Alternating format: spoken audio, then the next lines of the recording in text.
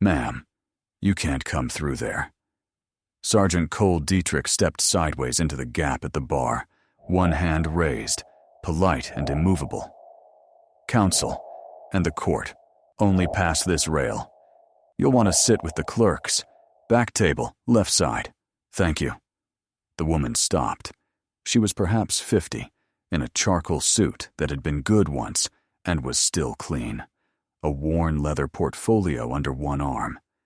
She had come through the double doors of the Post Legal Center at exactly 0837 hours, the way water comes through a door, without hurry, without sound, finding the lowest open path.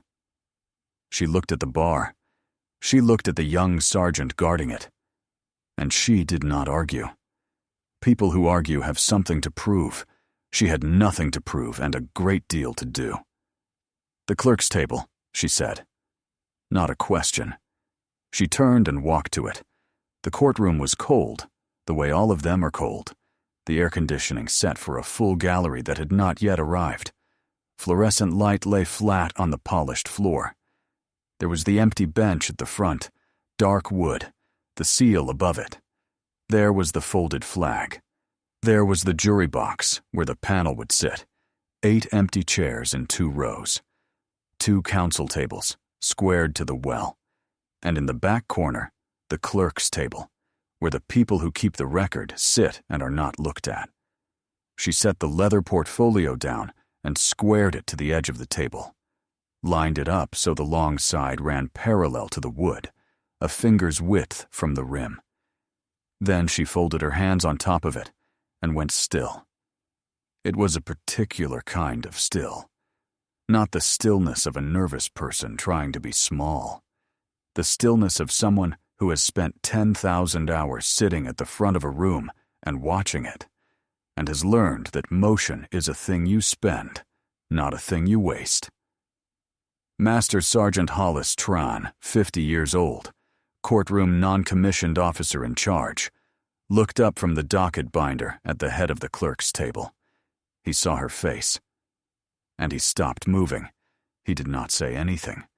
He had been in courtrooms for 26 years, and he had learned, the way Dietrich had not yet learned, that the most important things in a room are almost never the loud ones. He set the binder down. He stood, quietly, and moved the good chair, the one with the working height lever, an inch toward her, an offering. She did not acknowledge it, but she sat in it. Specialist Nora Kemp, 22, 2 seats down, leaned toward him with a whisper. "Master Sergeant." "Who's that?" "Victim advocate?" "Sit down, Kemp," Tran said. "Eyes front." "I'm just—" Eyes front. At the counsel tables, the lawyers were settling. Captain Lena Ortiz, the trial counsel, 29, laying out 3 binders in a row she had clearly arranged the night before. Across from her, the defense counsel, unpacking with the loose confidence of a man who thought the morning belonged to him. And then the accused came in. Captain Devin Stoll, 31, in his service uniform, walked the center aisle with his chin up and his shoulders square, as if he were entering a building he owned.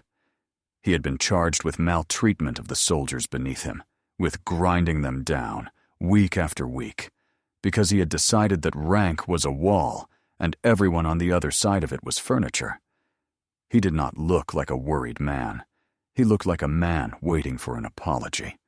Sergeant Cole Dietrich was 25 years old, and he had wanted to be exactly this his whole short adult life. The man who keeps order in a place where order is the difference between justice and a mess. He had been a bailiff for 14 months. He came in early. He learned the seating diagram by heart. He could tell you which doors locked from which side and how long the panel took to walk from the deliberation room to the box. He was proud of all of it, and his pride was not vanity. It was the honest pride of a young man who has found a thing he is good at and decided to be good at it on purpose. The trouble with that kind of pride is small and quiet and almost a virtue. It teaches a man to trust his own chart of the world so completely that he stops checking the world against it. Dietrich watched the accused pass and felt the small, clean satisfaction of a room coming to order. The gallery was filling now, families and witnesses and a scatter of uniforms, and every one of them had gone where Dietrich pointed them. The lawyers were at their tables. The accused was at his. The clerks were at theirs, including the older woman in the charcoal suit who had tried to come through the bar and had, sensibly, sat back down where she belonged. He took his post by the door, hands folded, and surveyed his quiet, orderly room with the contentment of a man who believes he has done his job. At the clerk's table, the woman he had sent there sat perfectly still, her hands folded over a worn leather portfolio, and watched the bench where no judge sat yet. And Master Sergeant Hollis Tran, the most experienced soldier in the room, could not take his eyes off her. The motions began before the judge was ever seated. It happens that way more than civilians would think. The lawyers gather at the small table below the bench, and they argue the shape of the day. What comes in, what stays out, which witness may say which thing.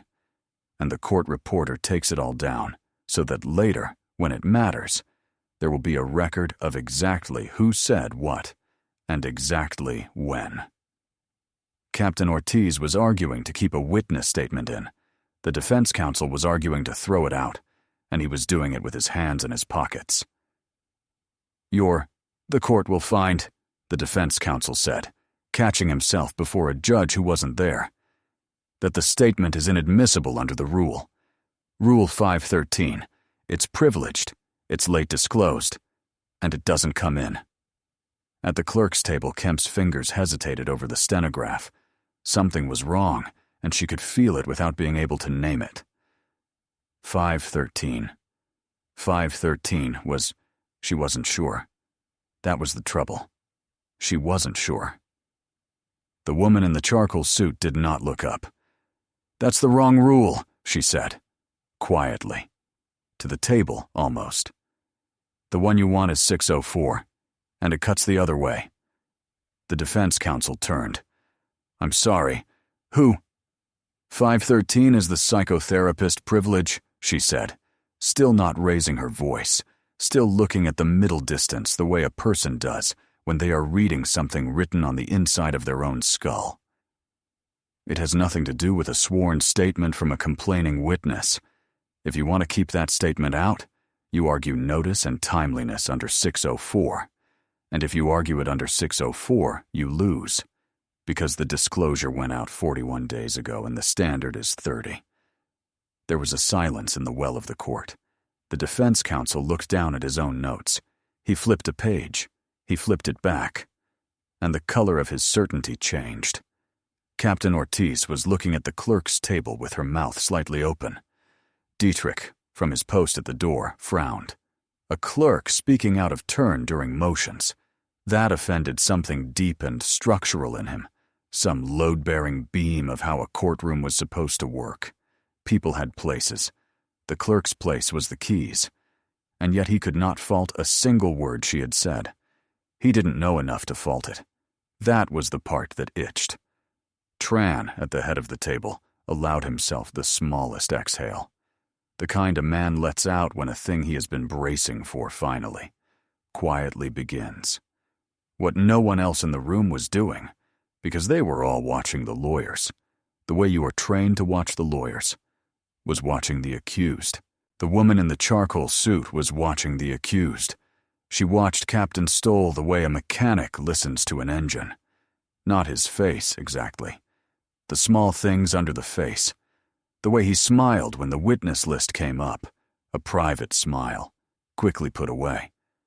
The way his thumb moved against the table edge when his lead defense counsel stumbled, a small, impatient tick, the gesture of a man who believes he is being defended badly by people beneath him. The way his eyes went, once, to the gallery, counting who had come to watch him be vindicated. A courtroom teaches you to see this. It teaches you that the truth is rarely in the words, because the words are the one part everyone has rehearsed. The truth is in the hands. The truth is in where the eyes go when a person thinks no one important is looking.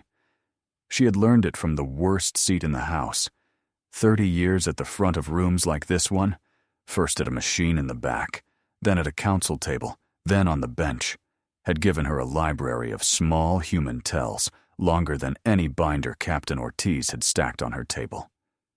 She knew what a man's shoulders did when he was about to lie, and what they did when he had already gotten away with one. She knew that the guilty did not sweat. The guilty relaxed. She knew that the honest were the ones who looked frightened, because the honest understood how easily a room could get a thing wrong. Captain Stoll had not looked frightened for 1 second of the morning. He had the loose, easy posture of a man who had decided, somewhere along the way, that the rules were a thing other people had to obey, and that the proof of his specialness was precisely that he did not. The woman at the clerk's table was the only person in the room the accused had decided was not important. So she was the only one with a clear view. She wrote nothing down. She simply folded the observation away, the way she folded everything away, into the quiet place behind the stillness, and waited. The clerk they had seated in the back had just out-argued counsel without standing up. And the only man in the room who looked afraid, instead of merely surprised, was the one in the dock. Word travels in a courtroom the way it travels in any small, tense place, under the surface, fast, without anyone seeming to speak. By the first recess, the staff knew that the older woman at the clerk's table kept correcting the lawyers, and they did not know what to make of it, and not knowing what to make of a thing made them want to put it back in its box. Sergeant Dietrich appointed himself to the task. He believed in boxes. He crossed the well during the recess, courteous, certain, and stopped at the clerk's table with the air of a man doing someone a kindness. "Ma'am," he said, "can I say something just friendly?" He didn't wait. "I get it. You've worked around here a while, you pick things up. The rules, the numbers, all of it. That's good. But you're not special, okay? Everybody at that table," he tipped his head at the lawyers, "thinks they know the law better than the lawyers. Let counsel do counsel's job. Let the clerks do the clerk's job. We'll get along fine." He said it kindly. That was the thing about Dietrich. He was not cruel. He was 25 years old, and he was only certain. And certainty is a uniform some men never learn to take off. The woman looked at him for the length of one breath. "All right, Sergeant," she said. That was all. "All right." And she folded her hands again. In the gallery, a junior officer, a lieutenant who had come to watch a friend testify, chuckled to the man beside him, loud enough to carry. "Paralegals," he said. "Give 'em a stack of regs, and they think they're the bench." The woman in the charcoal suit did not turn her head. The stillness did not change. A lesser composure would have shown something. A tightening at the jaw. A breath held a half-second too long. There was nothing. There was only a person who had been underestimated by experts and had long ago stopped finding it interesting. What she did do was right. Not a complaint. Housekeeping. In the margin of a yellow legal pad, she set down 3 short lines in a small, exact hand. The misquoted rule. An exhibit in the file that had gone in, unredacted, with a witness's home address still showing. A panel instruction, pulled and waiting on the clerk's cart, that was 2 revisions out of date, and would, if read aloud to the members, plant the seed of a mistrial. 3 mistakes the court had already made before the court had even begun. She did not write them down to punish anyone. She wrote them down because they were broken, and she fixed broken things. It was the oldest habit she had. It would have been so easy to end the morning right there. 2 sentences. "I am the judge detailed to this case. Clear the well." The room would have rearranged itself around her in an instant, and the bailiff's certainty would have shattered, and she would have had the satisfaction of it. She felt the pull of that, the way anyone would. She had been a person before she was a robe, and the person was tired of being told to mind the keys.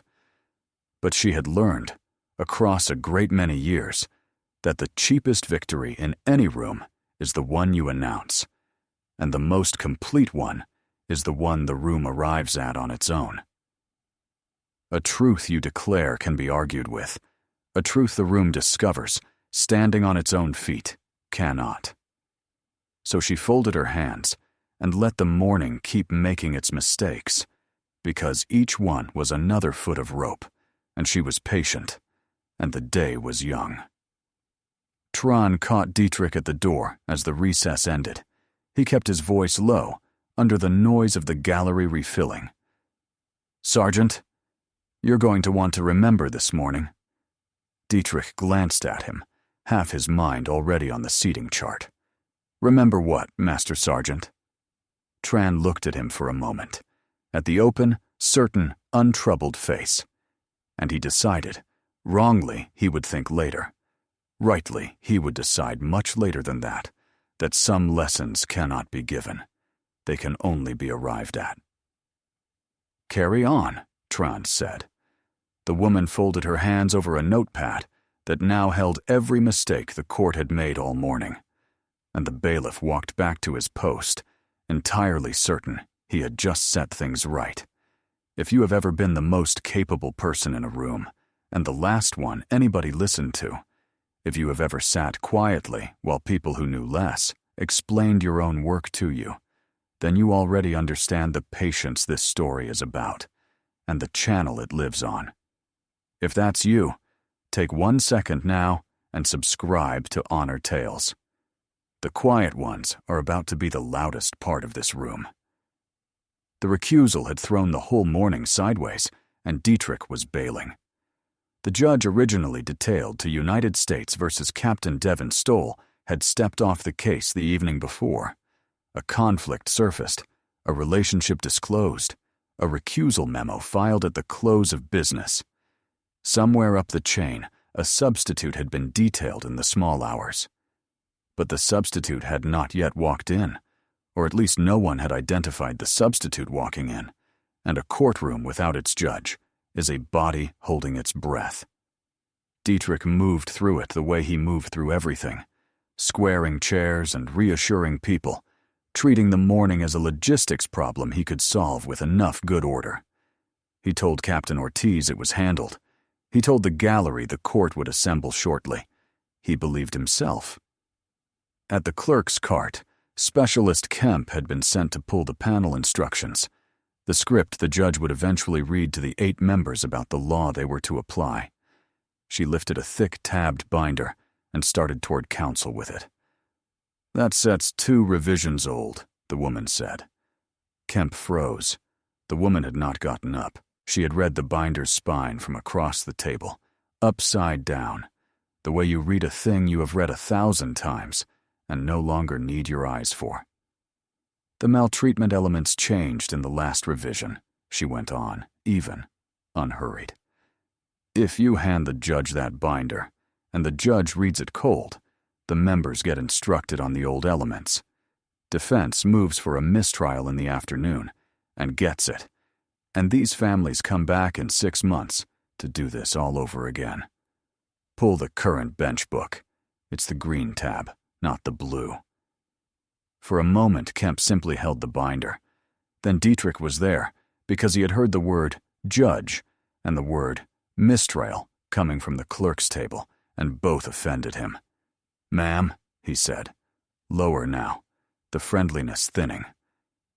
"I have to ask you to let the staff handle staff work, please. We've got a lot moving this morning, and I can't have—" The woman slid the correct binder, the green tab, which had been sitting on the cart the whole time, across the table until it rested against Kemp's hand. She did not say, "I told you so." She did not say anything. She let the page do it. Kemp looked at the green tab, looked at the blue one in her own hands, and quietly swapped them. Dietrich watched the swap and could not have said why it unsettled him.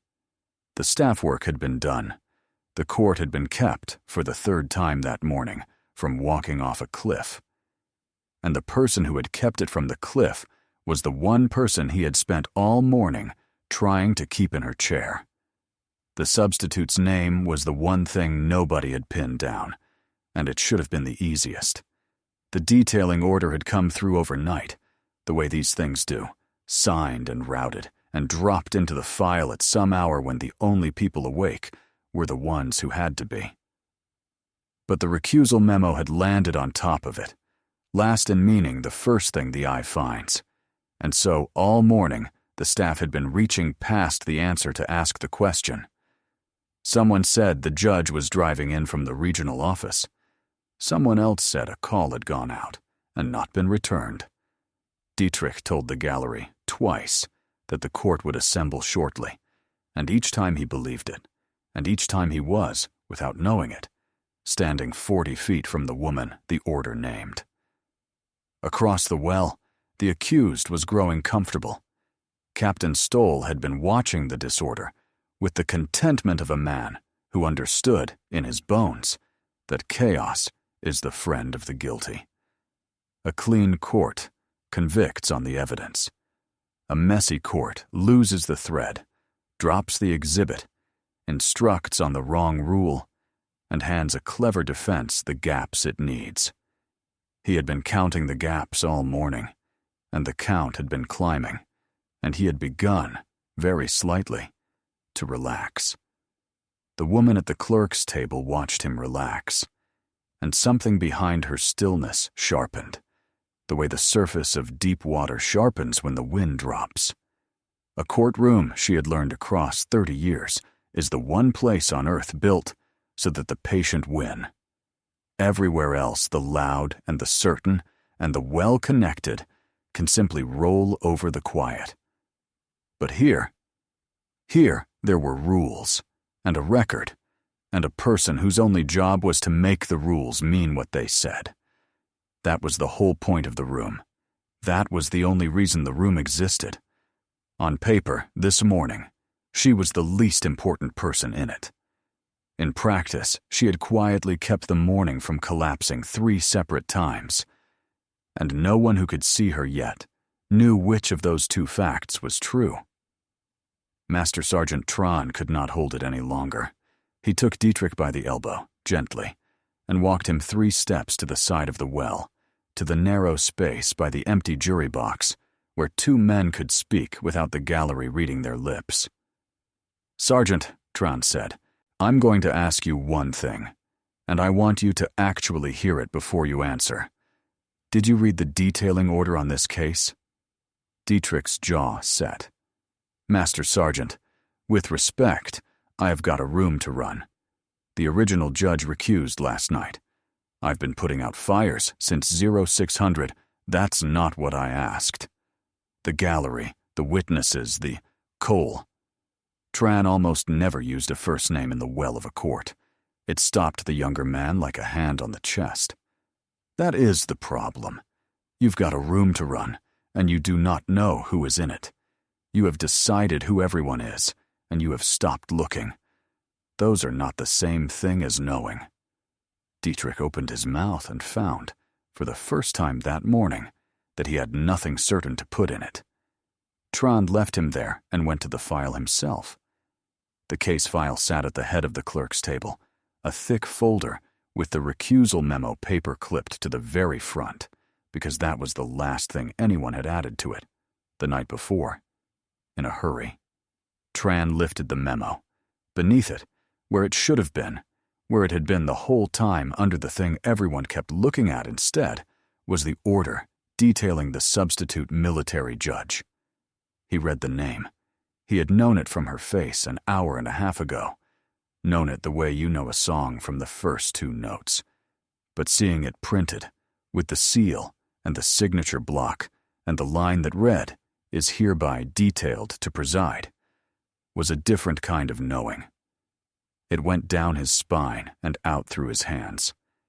He looked at the clerk's table, at the woman in the charcoal suit, sitting where a bailiff had told her to sit, keeping her own counsel, while a court she could have stopped with one sentence made mistake after mistake around her. He did not announce it. That, too, was a thing 26 years teaches you. The truth was, 30 minutes from announcing itself in the only way that would actually land, and to spend it early, to rob the room of the moment it had earned, would be a kind of theft. So Tron did the small, correct thing instead. He squared the file. He set the detailing order on top, face up, where it belonged, where it had always belonged, where Dietrich had simply never looked. Then he returned to his post, and as he passed the clerk's table, he gave the woman the smallest nod a man can give and still mean it. She returned nothing. But her stillness changed quality, went from the patience of waiting to the patience of a person who hears, far off, the thing they have been listening for. Dietrich stood alone by the jury box and felt, for the first time all day, the floor tilt very slightly under him.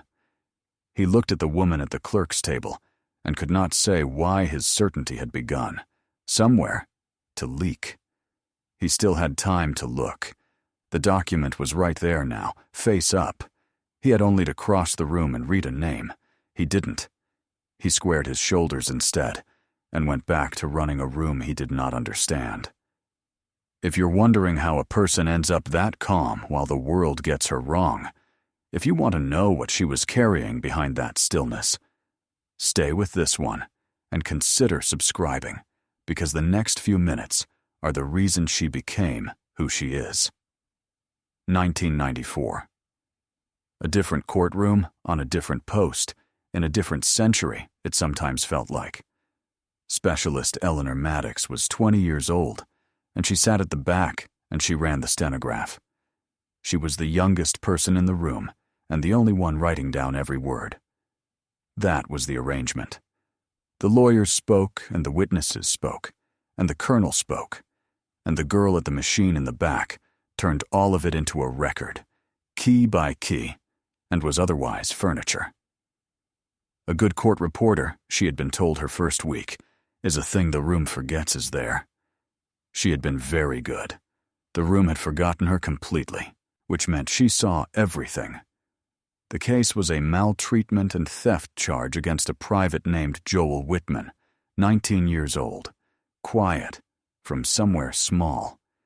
He had crossed a colonel, Colonel Bertram Sloan, in some way that never quite made it into the charges, and the charges that did make it in had the particular smell of a thing assembled backward, the conclusion first, and the evidence gathered to fit it.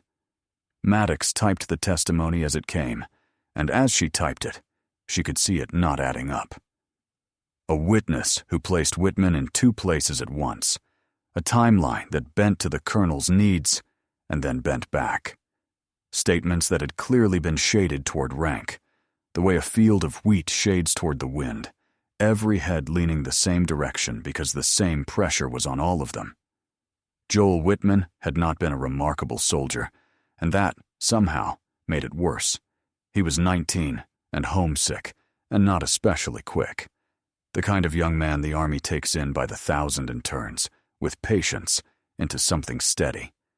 He had a mother who wrote him letters on lined paper. He had signed up because the recruiter in his small town had been the only person all year who told him he could be more than the town expected. He had crossed Colonel Sloan in the way that quiet, not especially quick young men sometimes cross powerful ones, by being inconvenient, by having seen a thing he was not supposed to see, by being too far down the chart to matter and too honest to lie about it when asked. The record showed it plainly. Her record. Black on white, the contradiction sitting right there for anyone who would read what was actually said instead of what everyone had agreed to hear. A witness who placed Whitman drawing equipment from a cage at the same hour another witness placed him 3 buildings away. A signed statement dated before the event it claimed to describe. A missing page that no one could account for and no one seemed troubled by. 20-year-old Eleanor Maddox had typed every contradiction with her own hands, and so she carried them in a way the lawyers, who only heard the testimony, never would. You do not forget a lie you transcribed.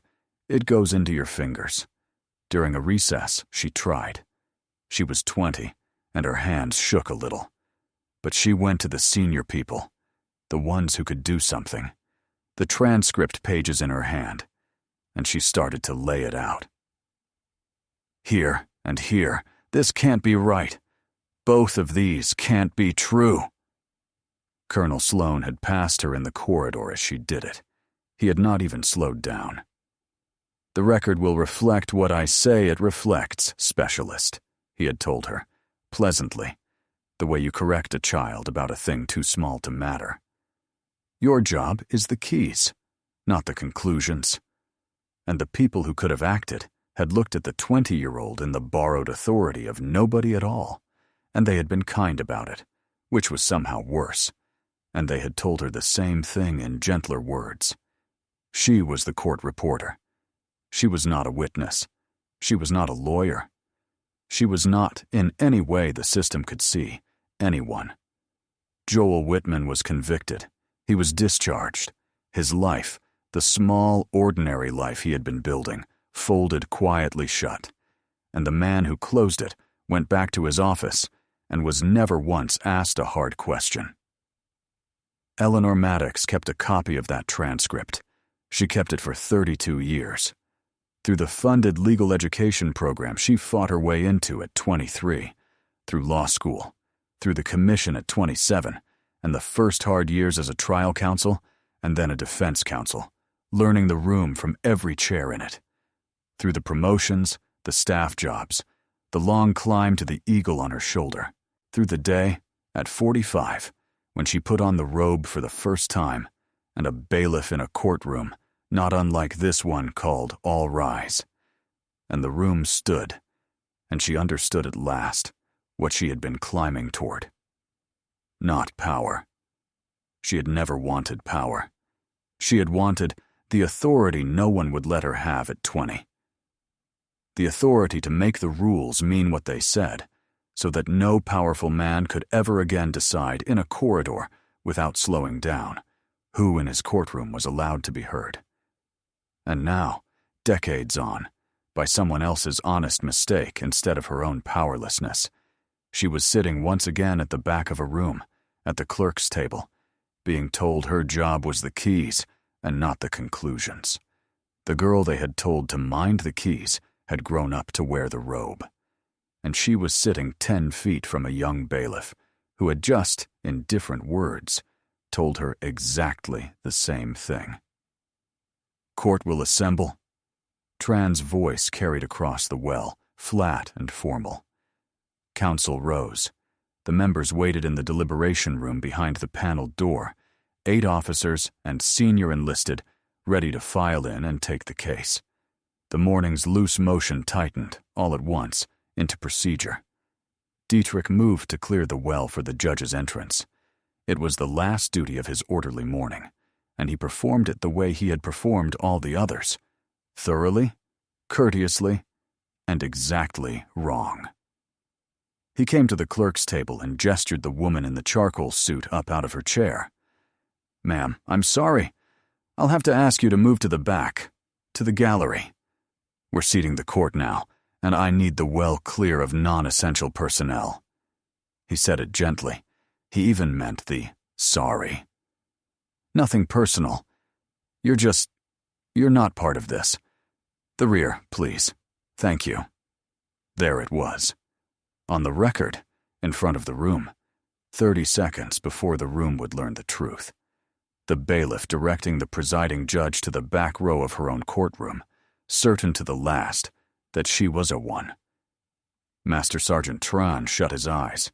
Specialist Kemp stared, the stenograph forgotten under her hands. Eleanor Maddox rose. She did not correct him. She gathered the worn leather portfolio, unhurried, and stepped back from the clerk's table and walked. Calm, composed, taking the path he had pointed, toward the rear of the gallery. She moved through the bar he had guarded all morning in the wrong direction, away from the well, toward the cheap seats, and she let him send her there. But as she passed him, she stopped, and for the first time in the entire morning, She looked Sergeant Cole Dietrich directly in the eyes. There was no anger in it. That was what undid him later, when he thought about it.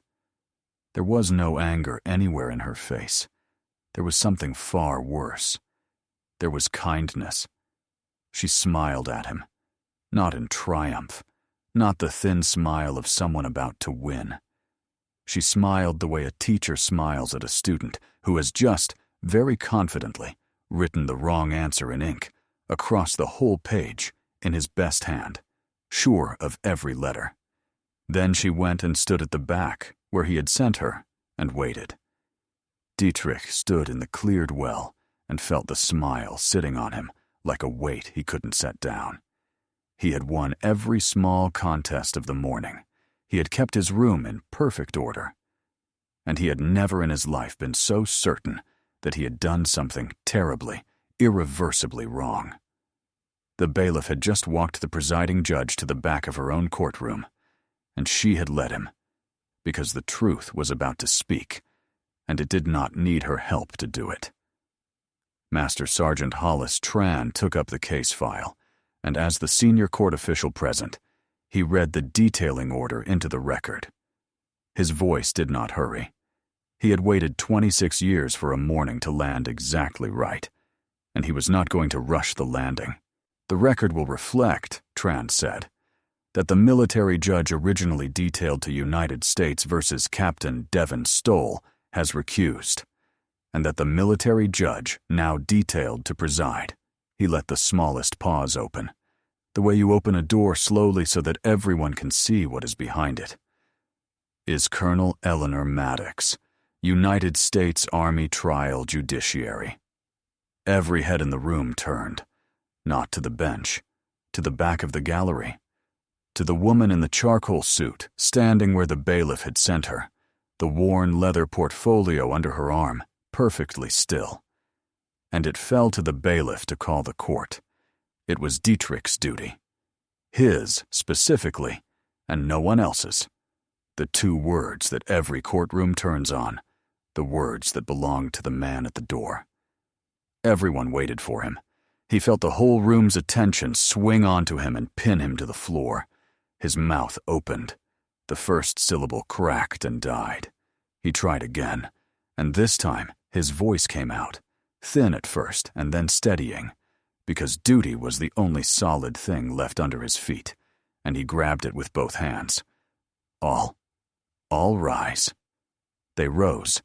The 8 members of the panel filed in through the panel door and came to their feet in the box. Captain Ortiz stood. The defense counsel stood. The gallery stood, rank after rank of it. The whole court came up onto its feet, and Colonel Eleanor Maddox walked from the very back of the room, up the center aisle, through the bar that Sergeant Cole Dietrich had defended against her since 08:37 hours, and on to the bench. Master Sergeant Tran was waiting there with the robe. She set the leather portfolio down. She slid her arms into the black robe, and the years of the charcoal suit disappeared under it, and what was left when she turned to face the room was simply, unmistakably, the judge. She had been the judge the entire time. The robe only let the rest of them finally see it. Dietrich's face moved through its stations one at a time. Confusion first, a flicker, a search. That can't be Then disbelief, as the search came back with the answer he did not want. Then recognition, cold and complete, every moment of the morning replaying at once. You can't come through there. You're not special. You're just not part of this. And then, last, the thing that would stay with him longest, horror, quiet and total. The horror of a careful man who has just discovered exactly how wrong careful can be. At the side of the well, near the door, Brigadier General Owen Latimer had stepped in to observe the assembly of the court, as installation commanders sometimes do when a case has drawn attention. He was 55, and he had known Eleanor Maddox for 15 years, across 2 posts and a dozen hard cases, and when he saw the woman in the charcoal suit rise from the back of the gallery and start up the aisle, He did the smallest thing. He came to attention himself, a one-star general, quietly, before anyone could tell him to. Not a show. A reflex of respect from a man who knew exactly who was walking toward the bench. Dietrich saw the general straighten, and the sight took the last of the floor out from under him, because there is no arguing with the body of a general officer when it decides, on its own, to stand. He had told her she was not special. The entire court was now standing up to disagree. Colonel Maddox took her seat at the bench. She arranged the portfolio, squared it to the edge of the desk a finger's width from the rim, the same gesture from the same hands, and looked out over the room that had spent the morning deciding she was no one. She did not look at Dietrich. She did not call him forward. She did not rebuke him, or have him removed, or say one word about the back of the gallery, or the clerk's table, or the smile. The power of what she did next was entirely in what she chose not to do with it. "Be seated," she said. 2 words, even and calm. The room sat. Let's bring in the panel and do this properly. The woman the bailiff had sent to the back was now the highest authority in the room, and the first thing she did with that authority was turn, without ceremony, to the work. Colonel Maddox ran the rest of United States versus Captain Devin Stoll. The way she did everything, precisely, fairly, and without a wasted motion. She did not run it like a woman avenging a morning. She ran it like a woman who had waited 32 years to make a room mean what it said, and was not going to cheapen the moment by tilting it. When the defense had a good objection, she sustained it. When the prosecution overreached, she reined it in. She read the panel the current elements, the green tab, the correct revision, in a clear, unhurried voice, and the instruction was clean, and there would be no mistrial in the afternoon, and the families who had come would not have to come back in 6 months. And on that honest ground, the evidence did what honest evidence does. It stood up on its own. The same evidence the morning's chaos had nearly buried, the unredacted statement. The witnesses Stoll had been so sure would shade toward his rank, the way witnesses had once shaded toward Colonel Sloane's, came out plainly, in order, with nothing for a clever defense to catch on, because there were no gaps left to catch on. The soldiers he had ground down told what had been done to them. The record held it, black on white. Captain Stoll's certainty curdled by degrees as he watched the one thing he had counted on. A messy court, a dropped thread, the friend of the guilty, failed to arrive. There was a moment, late in the trial, that only Maddox fully understood. A defense witness, one of the soldiers who had been expected to shade his account toward Captain Stoll's rank, the way the witnesses 32 years ago had shaded theirs toward Colonel Sloane's, took the stand and looked up at the bench and saw who was sitting there. Saw a judge who was watching him not with suspicion, but with a kind of patient permission. The look of a person who had once been disbelieved and had built a whole life so that no one in her courtroom would have to feel that again. And the young man, who had come into shade, told the truth instead. He told all of it. Maddox did not help him. She only made the room safe enough that the truth was the easiest thing to say. That was the whole craft. That was the thing she had wanted at 20 and not been allowed to give. The panel deliberated. The panel convicted. Justice came in the end, not because anyone had been outranked, but because the procedure had finally been honest from the first gavel to the last. Captain Stoll, who had spent the morning counting on the friend of the guilty, the dropped thread, the messy court, the gap, was led out into the custody of a system he had believed would always bend for a man like him, and did not. If you've ever waited a long time for the truth to simply be allowed to do its work, and felt how much that costs and how rare it is, then you understand what this channel is about. Subscribe to Honor Tales and stay for the part most stories skip, what the person who was wrong does next. The well had emptied. The families had gone. The accused had been led out to begin paying what he owed. And Sergeant Cole Dietrich stood alone at the back of the room until the judge came down from the bench, and then he made himself walk to her, because a certain kind of man, when he learns he has been wrong, at least has the spine to say so to the person's face. "Your Honor." His voice was not steady. I sat you at the Clerks table. I told you to move to the back. I told you that you weren't." He could not quite say the word special again. "I have no excuse. None. Whatever happens to me, I earned it." He braced for the end of his career.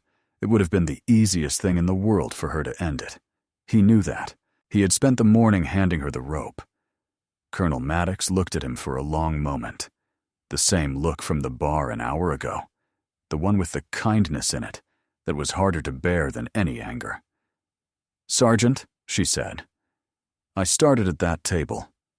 He blinked. 18 years old. The keys. The back of the room. The youngest person there and the one nobody looked at. She said it without weight. Simply. The way you hand someone a true thing. "And somebody told me almost exactly what you told me this morning. That my job was the record and not the conclusions. That I wasn't anyone the room needed to hear." A pause. "He meant it a great deal worse than you did. I've spent 32 years making sure he was wrong." Dietrich could not speak. "Run your room, Sergeant. It needs running, and you're not bad at it." The faint smile again, but warm now. The ink and paper sternness gone out of it. "Only remember this. The people you can't quite place yet, the ones in the plain clothes at the wrong table who don't fit your chart, some of them outrank you, and some of them just need you to be kind. You won't be able to tell which from the doorway, so do the one thing that covers both." She let it land. "Carry on." She said the last two words the way Tron had said them to him that morning, and Dietrich understood, finally, the whole shape of what the older man had been trying to give him by withholding. Across the well, Tran watched the exchange and gave Dietrich a single nod. Lesson delivered. Debt closed. Nothing further required. And specialist Nora Kemp, who had watched the entire morning from the clerk's table, looked at the empty bench and then at the woman in the robe, and saw for the first time that the door at the front of the room was a door, and that it was not locked, and that someone who started where Kemp was sitting had walked all the way through it. Kemp was 22. She had enlisted because the paralegal job had sounded steady, and her recruiter had been honest about the rest. She had not, until that morning, allowed herself to think past the next promotion, because the front of the room had always seemed like a place that belonged to other people. People born closer to it. People with the right voice. People who were never told to sit down and keep their eyes front. Now she had watched a woman cross the entire length of that idea, from the worst chair in the room to the best, on nothing but 30 years of being right and patient about it. As the lights came down, Kemp gathered the stenograph with more care than she ever had. The way you handle a thing you have just understood the purpose of. She did not say anything to anyone. But on the drive home she looked up, for the first time, what a funded legal education program was, and how a person applied, and how long it took. That evening, in her chambers, Colonel Eleanor Maddox opened the worn leather portfolio one more time. From an inner pocket she drew a small, laminated card, soft at the corners from 34 years of being carried. Her enlisted court reporter certification, 1992. A girl's serious face in the corner photograph. She looked at it for a while. Then she took it to the wall beside her desk, where her judge's nameplate hung, and she set the old card next to it, the beginning beside the arrival, the two ends of one long sentence she had spent her whole life finishing. She did not check her phone for a message from some far-off place. There was no coded greeting, no name from a war, no sequel waiting in a foreign port. There was only a quiet room and 2 cards on a wall, and a woman who had finally, after a very long time, made the record reflect the truth. Every soldier carries a story that few ever hear. Listen with your heart. Thank you for staying and watching. Subscribe to Honor Tales for more.